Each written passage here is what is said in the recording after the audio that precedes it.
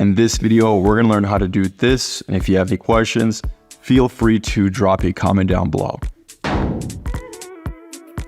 Here's how to change text message sound on your iPhone. Open the settings. Tap on sounds and haptics. In the sounds and haptics settings, you'll see various options related to sounds and vibrations. Look for the text tone option and tap on it.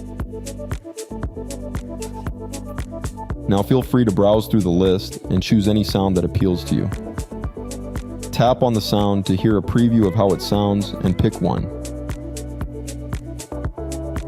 By following these simple steps, you can personalize your text message notifications to your liking.